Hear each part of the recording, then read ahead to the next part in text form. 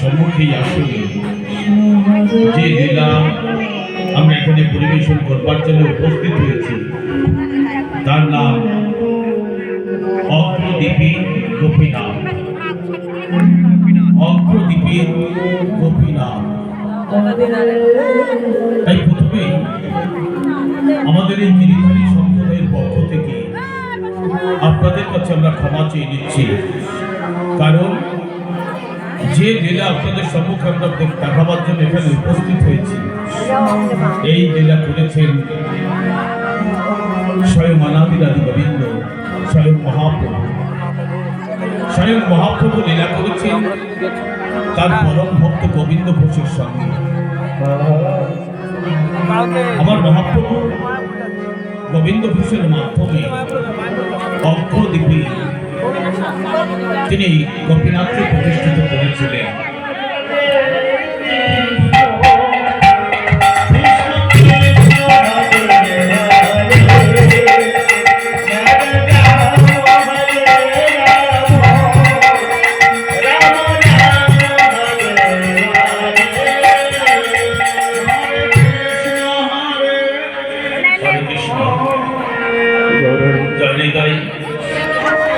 জয় গুরু, হরে কৃষ্ণ, হরে কৃষ্ণ, জয় গুরু, জয় নিতাই, জয় গুরু, হরে কৃষ্ণ।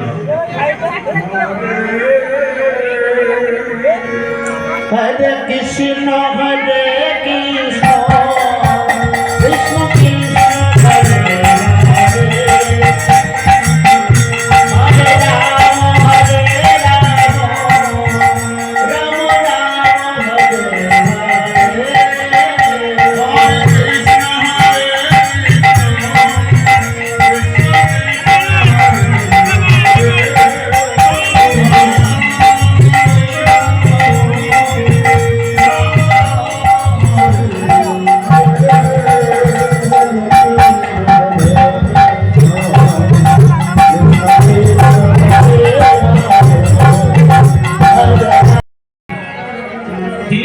তার ভক্তের সঙ্গে যে লীলা করে গেছে সে লীলা কখনো কোনোদিন কোনো মানুষ করে দেখাতে পারে না। ভগবানের লীলা মানুষ কখনো করতে পারে না। আমরাও গোবিন্দের সেই লীলা আপনাদের সম্মুখে দেখাবার ক্ষমতা আমাদের নেই, তবু আপনাদের সম্মুখে আমরা উপস্থিত হয়েছি। মহাজনের কিছু কথা, কিছু কাহিনী নিয়ে আপনাদের সম্মুখে উপস্থিত হয়েছি, সেটি আপনাদের সম্মুখে আমরা পরিবেশন করব। তাই আমাদের ভুল ত্রুটি যা কিছু হবে নিজ সন্তান ভাই বোন মনে করি আপনারা আমাদের ক্ষমা করবেন। জয় নিতাই। শুরু করছি লীলা অগ্রদ্বীপী গোপীনাথ।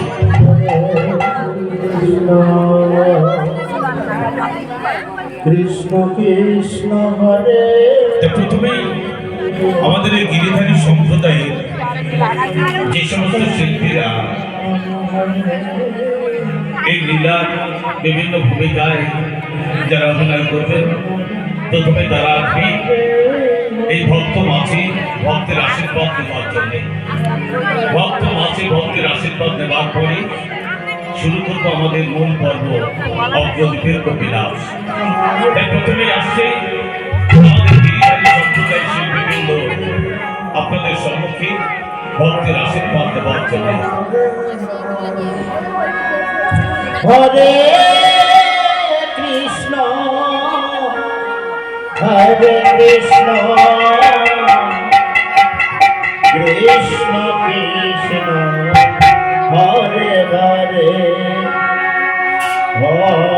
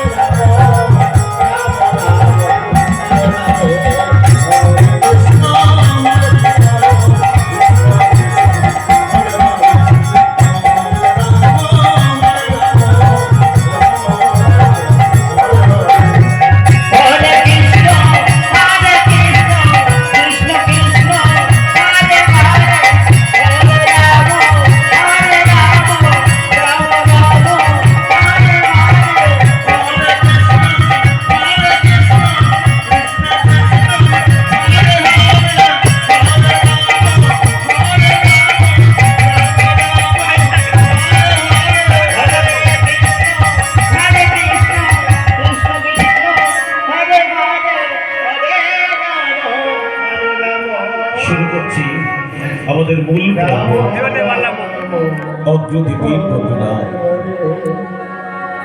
প্রথমেই বলেছি স্বয়ং মহাপ্রভু গোবিন্দ ঘোষের মাধ্যমে অগ্রদ্বীপে গোপীনাথকে প্রতিষ্ঠিত করেছিলেন। গোবিন্দ ঘোষকে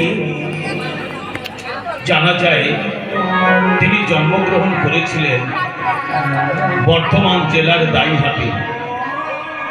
তিনি জন্মগ্রহণ করবার পর তার শিশুকাল বাল্যকাল পেরিয়ে তিনি যখন যৌবনে পদার্পণ করেছিলেন, তখন তিনি জানতে পারলেন যে নদিয়ার নবদ্বীপে নিমাইরূপী যে মহাপ্রভু এবং তার পারিষদবর্গ নিত্যানন্দ, গদাধর, শ্রীবাস পণ্ডিত, অদ্বৈত আচার্য আরো সমস্ত ভক্তবৃন্দ সঙ্গে নিয়ে আমার মহাপ্রভু নবদ্বীপের নগরের প্রান্তরে যে মহামন্ত্র হরিনাম তিনি বিতরণ করে বেড়াচ্ছেন এই জীব জগৎকে উদ্ধারের জন্য, এই জগতে তার ভক্তবৃন্দদের উদ্ধারের জন্য। তাই গোবিন্দ ঘোষ তিনি অন্তরে জানতে পারলেন যে মহাপ্রভু নেবাইরূপী মহাপ্রভু যিনি, তিনি আর কেউ নয়, তিনিই স্বয়ং অনাদিরাদি গোবিন্দ। গোবিন্দ ঘোষ অন্তরে জানতে পেরে তিনি আর গৃহে থাকতে পারলেন না। গোবিন্দ ঘোষ মনে মনে ভাবছে স্বয়ং মহাপ্রভু, স্বয়ং জগৎপতি তিনি যখন এসেছে নবদ্বীপে, নদিয়ার নবদ্বীপে, আমি কেন পড়ে থাকবো আমার এই পিতৃগৃহে? আমি চলে যাব নবদ্বীপে মহাপ্রভুর কাছে, যেথায় গেলে আমি হতে পারবো মহাপ্রভুর চরণের দাস। আমি যেথায় গেলে পাবো আমি প্রভুর চরণ। কি হবে সংসারে থেকে যদি মহাপ্রভুর চরণে না দাস না হতে পারলাম, প্রভুর চরণ সেবায় যদি আমি না করতে পারলাম, এ জীবনে লিখে বেঁচে থেকে কি লাভ? না, আমি আর পিতৃগৃহে থাকবো না।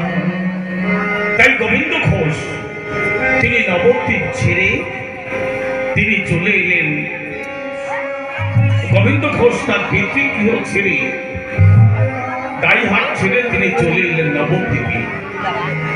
নবদ্বীপে গোবিন্দ ঘোষ যে সময় এলেন, মহাপ্রভুর প্রায় নবদ্বীপ লীলা সাঙ্গ হবার পথে তিনি এসে কিছুদিন প্রভুর সঙ্গ পেলেন। অল্প কিছুদিন মাত্র মহাপ্রভুর সঙ্গ পেয়েছে। প্রভুর সঙ্গে এবং আরো সমস্ত বৈষ্ণবদের সঙ্গে গোবিন্দ ঘোষ নবদ্বীপের নগরে প্রান্তরে এই মহামন্ত্র হরিনাম তিনি বিতরণ করতে শুরু করলেন। কিন্তু কিছুদিন যেতে না যেতেই আমার মহাপ্রভু নবদ্বীপ লীলা সাঙ্গ করলেন। নবদ্বীপ লীলা সাঙ্গ করে আমার মহাপ্রভু চলে গেলেন বর্ধমান জেলার কাটোয়ায়। তিনি কাটোয়ায় গিয়ে সেখানে কেশব ভারতীর কাছ থেকে সন্ন্যাস মন্ত্রে দীক্ষিত হয়ে তিনি চলেছেন লীলাচলের পথে। আমার মহাপ্রভু যখন কাটোয়া থেকে লীলাচলের পথে যাচ্ছিলেন, তিনি ফিরে আসছিলেন শান্তিপুরে। শুভধ্বনি গঙ্গা পার হওয়ার পরে শান্তিপুর অদ্বৈত ধামে একটি লীলা করেছেন। আমার মহাপ্রভু অদ্বৈত ধামের লীলা সাঙ্গ করে তিনি হরিনাম করতে করতে চলেছে লীলাচলের পথে। এদিকে গোবিন্দ ঘোষ তিনি মনে মনে ভাবছে, এসেছি আমার পিতৃগৃহ ছেড়ে, এসেছি প্রভুর চরণ পাবার আসে, এসেছি প্রভুর চরণের দাস হবার জন্য। সেই মহাপ্রভুই যদি নবদ্বীপে না থাকে, প্রভুর চরণে যদি আমি না পেলাম, তাহলে আমি কেন পড়ে থাকবো এই নবদ্বীপে? না, আমি আর এই নবদ্বীপে থাকবো না। আমি চলে যাব আমার প্রভুর কাছে, যেথায় গেলে আমি পাবো আমার প্রভুর দর্শন, যেথায় গেলে হতে পারবো আমার মহাপ্রভুর চরণের দাস, আমি সেথায় চলে যাব। তাই গোবিন্দ ঘোষ নবদ্বীপ ত্যাগ করলে, গোবিন্দ ঘোষ নবদ্বীপ ত্যাগ করে হা মহাপ্রভু করতে করতে, হরিনাম করতে করতে ছুটে চলেছে মহাপ্রভুর চরণ পবন। কৃষ্ণ কৃষ্ণ হরে হরে হরে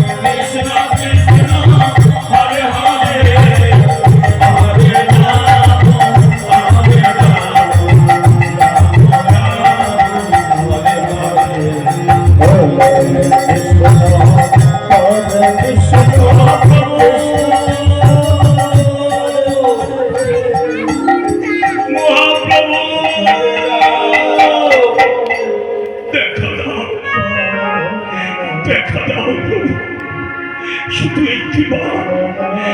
একটি বার আমার অন্তরে তুমি বলে দাও, আমি কোথায় গেলে পাবো তোমার চরণ, আমি কোথায় গেলে পাবো আমি তোমার দর্শন। বলে দাও প্রভু, তুমি আমার অন্তরে জানিয়ে দাও, আমি কোথায় গেলে পাবো তোমার দর্শন। মহাপ্রভু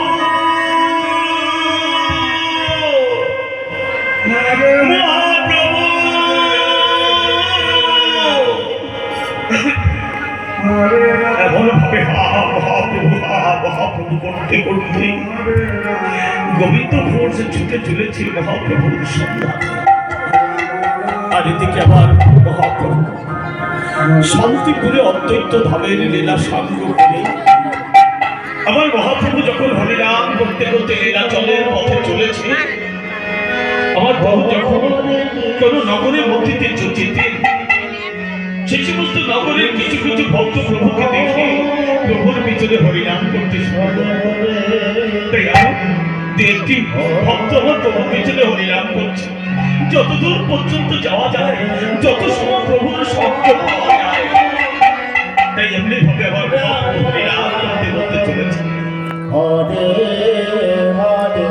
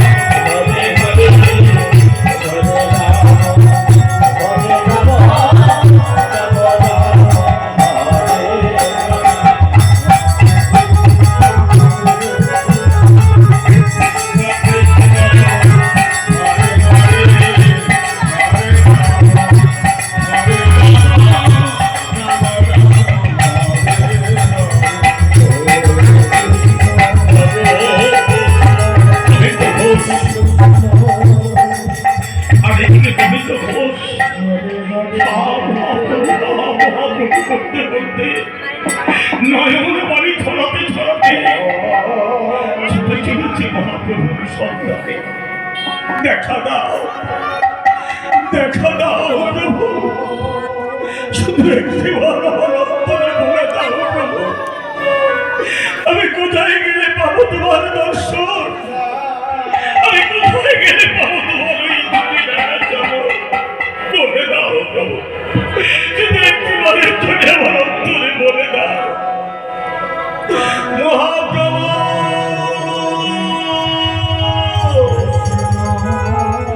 মহাপ্রভু,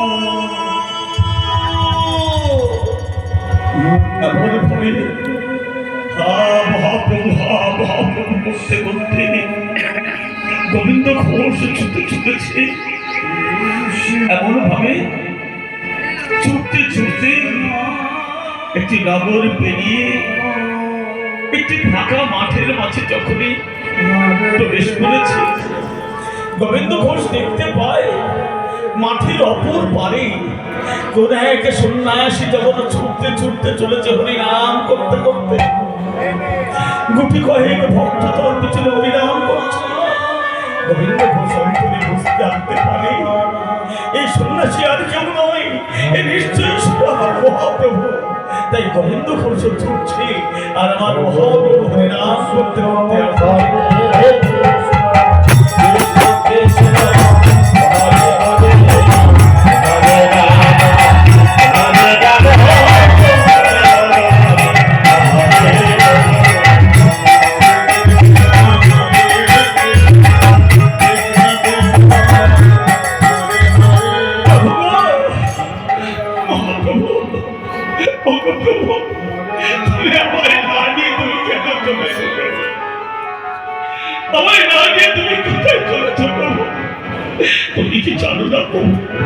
আমি আমার পিতৃগৃহ ছেড়ে এসেছিলাম নবদ্বীপে, শুধু তোমার ওই চরণ দুটি পাওয়ার আসে। তুমি আমাকে কেন নিয়ে আসনি প্রভু? আমি যে তোমার চরণ ছাড়া হয়ে থাকতে পারবো না। আমাকে তোমার সঙ্গে নিয়ে চলো প্রভু। আমার মহাপ্রভু বলছে, ওরে গোবিন্দ, গোবিন্দ রে, আমার সঙ্গে যাবার সময় যে তোর এখনো আসেনি রে গোবিন্দ, তোর এখনো সে সময় হয়নি। তুই ফিরে যা, ফিরে যা নবদ্বীপে, সেটাই শ্রীবাস আঙিনায় থাকবি। শ্রীবাসের কাছে থেকে আরো যে সমস্ত ভক্তবৃন্দ রয়েছে, সেখানে রয়েছে নিত্যানন্দ, গদাধর, শ্রীবাস, অদ্বৈত আচার্য, আমাদের মাঝে নতুন করে এসেছে জগাই মাধাই। তাদের সঙ্গে থেকে তাদেরকে নিয়ে তুই হরিনাম করবি, আর শ্রীবাস আঙিনায় তুই প্রসাদ পাবি। যা যা গোবিন্দ, তুই ফিরে যা নবদ্বীপে। আমার সঙ্গে তুই চলতে পারবি না রে গোবিন্দ। গোবিন্দ বলছে, প্রভু আমি আর নবদ্বীপে ফিরে যাবো না প্রভু। একেবারে যখন তোমার চরণ আমি পেয়েছি, আমি আর তোমার চরণ ছাড়া হব না প্রভু। আমাকে তোমার চরণে আশ্রয় দাও প্রভু, আমাকে তোমার চরণে ঠাই দাও, আমাকে তোমার চরণ ছাড়া করো না প্রভু। আমি যে বড় আশা নিয়ে আমার পিতৃগৃহ ছেড়ে এসেছিলাম শুধু তোমার এই চরণ দুটি পাবার আশা। আমার মহাপ্রভু বলছি, ওরে গোবিন্দ, আমার সঙ্গে চলতে পারবে না রে, এই পথ বড় কঠিন। এ পথে কোন কামনা বাসনা সঞ্চয় কিচ্ছু নেই রে, শুধু হরিনাম, শুধু ত্যাগ। এত বড় ত্যাগের পথে চলবার সময় তোর এখনো আসেনি রে গোবিন্দ। যা, ফিরে যা নবদ্বীপে। গোবিন্দ বলছে, না না প্রভু, আমি আর নবদ্বীপে ফিরে যাব না। তোমার সঙ্গে চলতে আমার যত কঠিনই হোক, আমার যত কষ্টই হোক, আমি সব সইতে পারবো প্রভু, আমি সব সইতে পারবো।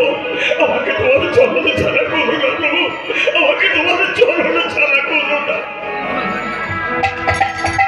মহাপ্রভু বলছি বেশ, হরে তুই যখন নবদ্বীপে ফিরে যাবি না, তবে চল আমার সঙ্গে। তবে মনে রাখিস গোবিন্দ, এই পথ হচ্ছে বড় ত্যাগের পথ, বড় কষ্টের, বড় কঠিন। হরি বল এই পথে কখনো যেন তোর মনে কোনো কামনা বাসনা সঞ্চয়, এই সমস্ত কোনো বাসনা যেন না আসে রে। বলছে না প্রভু, আমি সব পারবো, আমি সব পারবো প্রভু, শুধু আমাকে তোমার সঙ্গে যাওয়ার অনুমতি পেলে আমি সব সইতে পারবো। বেশ, তবে চল চল গোবিন্দ, আমাকে যে যেতে হবে অনেক দূরের পথে, আমাকে যেতে হবে লীলাচলের পথে। আয় আয় গোবিন্দ। তাই এবার মহাপ্রভু গোবিন্দকে সঙ্গে নিয়ে হরিনাম করতে করতে চলেছে লীলাচলের পথে। হরে কৃষ্ণ হরে কৃষ্ণ কৃষ্ণ কৃষ্ণ হরে হরে হরে রাম হরে রাম রাম রাম হরে হরে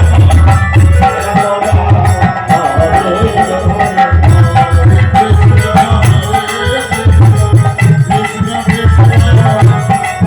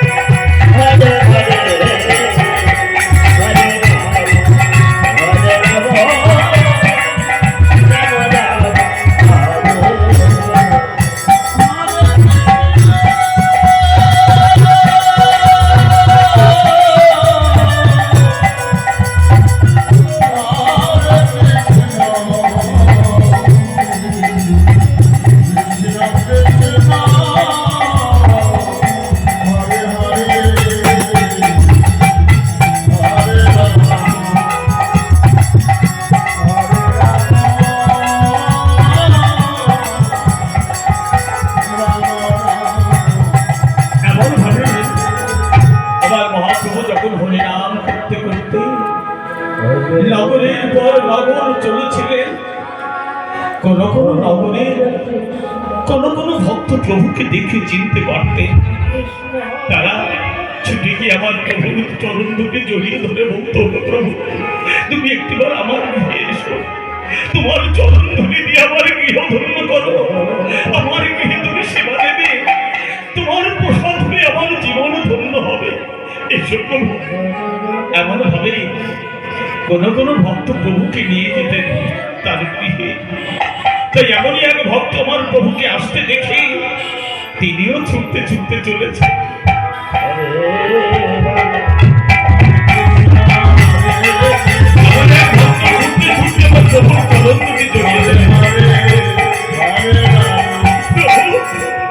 প্রভু গো, তুমি একটিবার আমাকে গৃহে চলো প্রভু, এসো প্রভু, তুমি একটিবার আমার গৃহে এসো, আমার গৃহে আজ তুমি সেবা দেবে, তোমার চরণ ধরিতে আমার গৃহ ধন্য হবে, আমার জীবন ধন্য হবে। এসো প্রভু, একটিবার তুমি আমার গৃহে এসো। তেমনি ভাবে সে ভক্ত আমার মহাপ্রভুকে তার গৃহে নিয়ে গেল।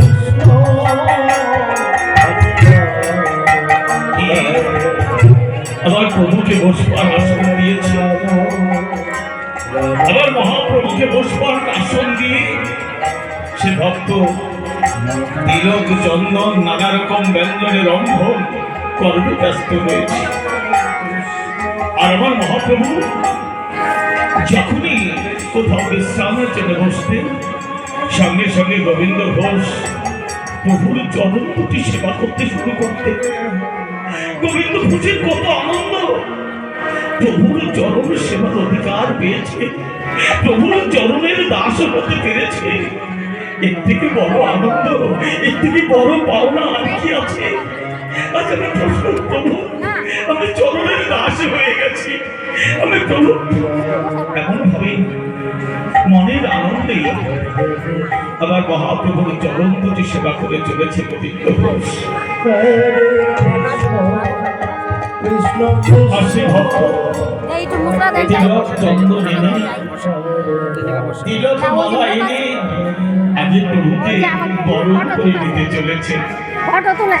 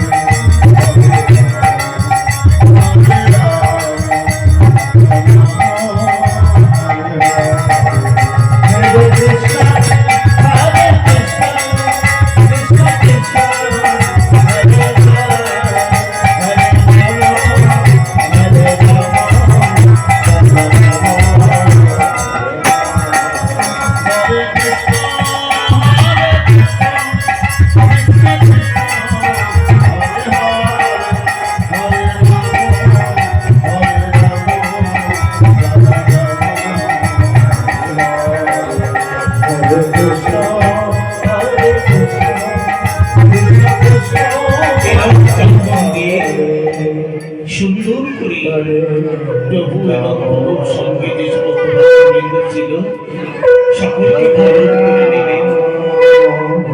সকলকে বরণ করে নেওয়ার পরে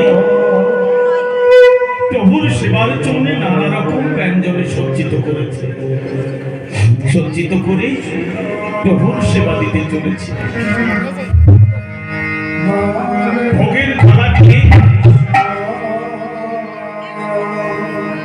মাকুসেরা কোশান নাইতে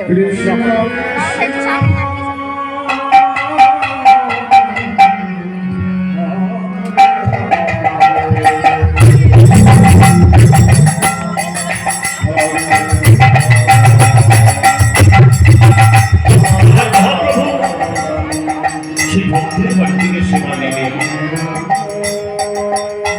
আমার প্রভু সেই ভক্তের বাড়ি থেকে সেবা নিয়ে এবং সঙ্গে যে সমস্ত ভক্তরা রয়েছে তাদেরও তিনি প্রসাদ দিলেন। আমার প্রভুর প্রসাদ পেয়ে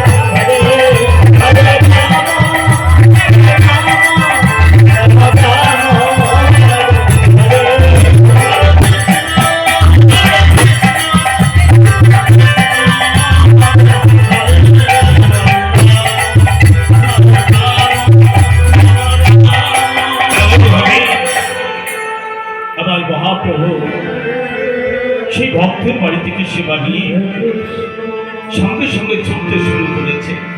হরিনাম করতে করতে সেই নগর পেরিয়ে একটি বিরাট ফাঁকা মাঠের মাঝে একটি বৃক্ষ তলে আমার মহাপ্রভু গোবিন্দকে বলছে, গোবিন্দ, ভক্তের বাড়ি থেকে সেবা নিয়ে ছুটতে শুরু করেছি, এসো গোবিন্দ, আমরা এই বৃক্ষ তলে একটু বিশ্রাম করে নিই। তাই সেই ফাঁকা মাঠে একটি বৃক্ষ তলে আমার মহাপ্রভু বসেছে বিশ্রামের জন্য। যখনই আমার মহাপ্রভু বিশ্রামের জন্য বসেছে, গোবিন্দ ঘোষ সঙ্গে সঙ্গে প্রভুর চরণ দোকানে সেবা করতে শুরু করেছে। গোবিন্দ ঘোষের মনে কত আনন্দ, প্রভুর চরণের দাস হয়েছে, প্রভুর চরণ সেবার অধিকার পেয়েছে। কিন্তু প্রভুর চরণ সেবা করতে করতে গোবিন্দর নয়ন মনি কখনো ঝরে পড়ে প্রভুর চরণে। গোবিন্দ মনে মনে ভাবে, আরে আমার প্রভুর চরণ দুখানি কত আকাশ হয়ে পড়েছে, আমার প্রভুর কমল চরণ দুখানি যদি সর্বক্ষণ আমার বক্ষ মধ্যে রাখতে পারতাম, তাহলে আমার প্রভুর চরণে কোনো আঘাত লাগতো না। এমন ভাবে প্রভুর চরণে সেবা করতে করতে গোবিন্দের নয়ন বাড়ি ছুটে পড়ে প্রভুর চরণে। এমন সময় কিছুটা সময় এমন সেবা দেওয়ার পরে আমার প্রভু সঙ্গে সঙ্গে উঠে বলছে, গোবিন্দ, ও গোবিন্দ, জানো গোবিন্দ, আমার মস্ত বড় একটা ভুল হয়ে গেছে। গোবিন্দ বলছে, প্রভু, তোমার কি ভুল হয়েছে? জানো গোবিন্দ, ওই ভক্তের বাড়ি থেকে সেবা নিয়েছি, কিন্তু মুখশুদ্ধি নেওয়া হয়নি। আচ্ছা গোবিন্দ, তুমি কি আমার একটু মুখশুদ্ধির ব্যবস্থা করে দিতে পারবে? বিরাট ফাঁকা মাঠ, সেই ফাঁকা মাঠের মাঝে একটি বৃক্ষ তলে বসে গোবিন্দের কাছে মুখশুদ্ধি চাইছে। গোবিন্দ সঙ্গে সঙ্গে উঠে চারিদিকে চাইছে, চারিদিকে বিরাট ফাঁকা মাঠ, তবে মাঠের অপর পারে একটি ঘন বন। প্রভুকে বলছে, প্রভু গো, প্রভু, তুমি একটু এখানে অপেক্ষা করো, তুমি আর একটু বিশ্রাম করতে থাকো, আমি এক্ষুনি ওই বনের মাঝে গিয়ে আমি তোমার মুখশুদ্ধির ব্যবস্থা করে আনছি, আমি এক্ষুনি আসছি প্রভু। এই ছুটতে ছুটতে চলেছে গোবিন্দ ঘোষ। গোবিন্দ ঘোষ ছুটতে ছুটতে সেই মাঠ পেরিয়ে বনের মাঝে গিয়ে দেখতে পাই একটি হরিতকি বৃক্ষ। আর সেই হরিতকি বৃক্ষ দেখে গোবিন্দ ঘোষ দেখতে পায় সেই হরিতকি বৃক্ষে এত সুন্দর হরিতকি হয়েছে, একেবারে ধরে ধরে সাজানো হয়েছে। গোবিন্দ মনে মনে ভাবছে, আরে এই সমস্ত হরিতকি নিয়ে যদি আমার প্রভুর সেবায় আমি লাগাতে পারতাম, তাহলে আমি কোনো তৃপ্তি পেতাম। তাই হরিতকি পারতে পারতে হরিতকি বৃক্ষকে হরিতকিদের বলছে, বলে হরিতকি, তোরা সকলে যদি আমার প্রভুর সেবায় লাগতে পারতিস, তাহলে তোদেরই চরণকে সার্থক হতো রে। কিন্তু আমি তো সকলকে নিতে পারবো না রে, আমি কয়েকজনকে নিয়ে যাবো প্রভুর সেবার জন্য। তাই বৃক্ষ থেকে কয়েকটি হরিতকি তার ঝোলার মধ্যে নিয়ে আবার ছুটতে ছুটতে এসেছে। এসে বলছে, প্রভু, এই নাও প্রভু, এই যে তোমার মুখশুদ্ধি, এই যে হরিতকি পেয়েছি প্রভু। আবার মহাপ্রভু হরিতকি সেবা নিলেন। হরিতকি সেবা নিয়ে বলছে, গোবিন্দ, খুব তৃপ্তি পেয়েছি, জানো, খুব আনন্দ পেলাম। অনেক সময় ধরে আমার মন চাইছিল একটু মুখশুদ্ধি। যাক, চলো গোবিন্দ, আমাদের অনেকটা সময় বিলম্ব হয়ে গেল, আমাদের তো যেতে হবে অনেক দূরের পথে। চলো গোবিন্দ, আমরা আবার চলতে থাকি। এবার মহাপ্রভু গোবিন্দকে সঙ্গে নিয়ে আবার হরিনাম করতে করতে চলেছি। হরে কৃষ্ণ, হরে কৃষ্ণ, কৃষ্ণ কৃষ্ণ হরে হরে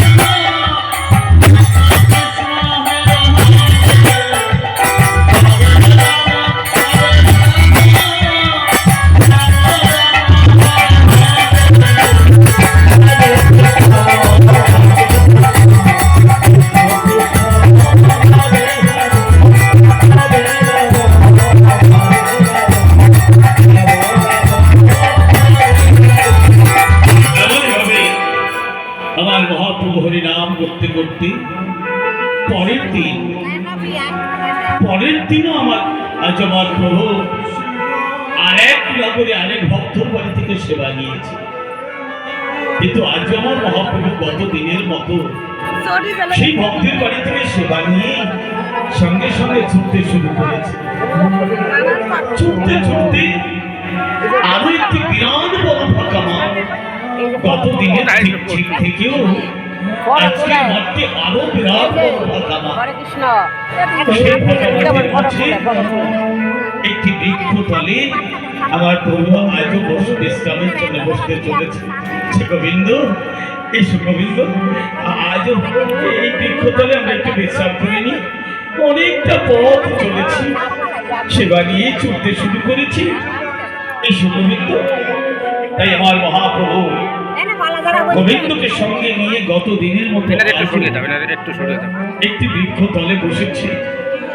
গোবিন্দ প্রভুর চরণ ওখানে সেবা করছে, কখনো নয়ন জোর পানি ঝরে পড়ছে, এমন ভাবে গোবিন্দ ঘোষ প্রভুর সেবা করছে। কিছুটা সময় সেবা নেবার পরে আমার মহাপ্রভু গত দিনের মতো আজ উঠে বলছে, গোবিন্দ